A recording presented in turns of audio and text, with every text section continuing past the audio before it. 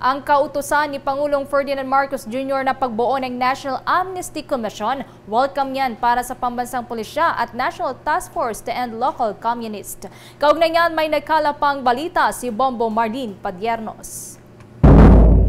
Kapwa malugod at tinanggap ng iba't ibang ahensya ng pamahalaan, partikular na ng National Task Force and Local Communists and Armed Conflict, ng Department of National Defense at ng Philippine National Police, ang panibagong kautosang inilabas sa Pangulong Ferdinand Bongbong Marcos Jr. na pagbibigay ng amnestiya para sa mga rebelde na ganais na magbalik loob muli sa pamahalaan. Ito ay may kaugnayan pa rin sa pagbuo ng isang National Amnesty Commission ng pamahalaan na nakatalagang magproseso ng mga aplikasyon ng mga dating rebeldeng gugustuhin muling magbalik loob sa gobyerno. Sa isang statement ay kinalugod ito ni National Task Force and Local Communists and Armed Conflict Executive Director Undersecretary Ernesto Torres Jr. sapagkat sa pamamagitan kasi anya nito ay mabibigyan pa ng pagkakataon ng mga dating rebelde na muling makapagbagong buhay. Bagay na kapareho namang naging tugon ng pambansang pulisya ng Pilipinas kung saan ipinunto naman ni Philippine National Police Public Information Office Chief Police Colonel Jean Fajardo na ito na ang magiging susi para sa layunin ng pamahalaan na tuluyan ng mawakasan ng insurhensya sa bansa. Aniya ang kautosang ito ni Pangulong Marcos ay ang magiging sagot sa pangamba at apprehension ng ibang mga rebelde na ayaw pang bumaba ng bundok dahil sa takot na maaresto sila ng mga otoridad. Kaugnay nito ay sinabi rin ni Colonel Fajardo na ang hakbang na ito ng pamahalaan ay nagpapakita lamang na bukas ang ating gobyerno na muling yakapin ang mga rebeldeng magbabalik loob muli sa pamahalaan. Kaugnay niyan, narito pa ang bahagi ng pahayag ni Philippine National Police Public Information Office Chief Police Colonel Jean Fajardo. Suportado po ng Philippine National Police yan, pati na rin po ng Armed Forces of the Philippines kasi ito po yung nakikita nating simula para sabi ko nga maghilom, magkaroon ng reconciliation on the part of the government, pati na rin po sa grupo po ng CBP. Pati na rin po yung creation po ng Amnesty Commission dahil ito pong commission na ito ang mag-aaral.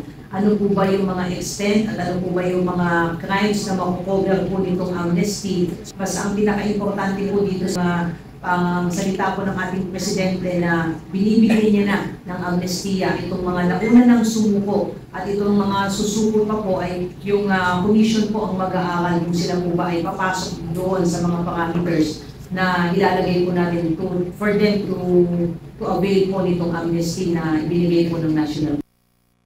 Samantala sa bukod naman na pahayag sinabi rin ni Department of National Defense Secretary Gilberto Teodoro Jr. na wala siyang nakikitang anumang problema sa naging proklamasyon ng Palasyo ng Malacanang na pagbibigay ng amnestiya sa mga dating rebelde sa bansa.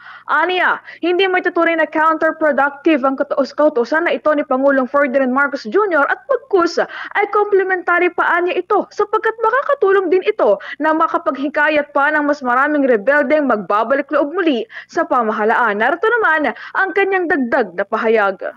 Wala nang details na pinaplansya. Concurrence na lang ng Congress. Sa aking pagkaalam, bubuuin na naman yung National Amnesty Commission para mavet yung mga qualified recipients ng amnesty, and then of course, the OPAPRO will be there to provide the post-amnesty services for them, reintegration, livelihood, and the like. No, actually, it's complementary to that kasi marami din ayaw mag-surrender dahil may existing warrants of arrest sila. So it's really complementary to this, provided they are bona fide members of the organizations that are mentioned in the Amnesty Proclamation. Kung maalala ang pagbibigay ng amnestiya para sa mga rebelde ay alinsunod sa inilabas na Executive Order No. 47 ng Palasyo ng Malacanang na nag-aamyenda sa Executive Order 123 Series of 2021 o ang pagbuo ng National Amnesty Commission.